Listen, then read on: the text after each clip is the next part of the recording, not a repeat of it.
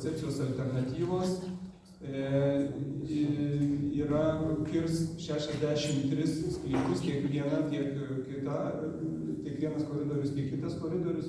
Gal tik reikėtų pasakyti, kad daugumoje vietų koridoriai eina lygiai grečiai vienas kito, šalia vienas kito, tai čia bendroji sumoje gaunasi tie sklypai 63, na gal ten šiek tiek daugiau.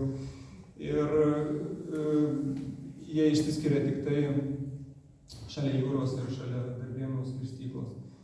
Tai, o jeigu kalbant konkrečiai apie Kretingos rajono savivaldybę, tai apie 2/3 ploto ir ilgio šitų kabelių bus eis per Kretingos rajono savivaldybę.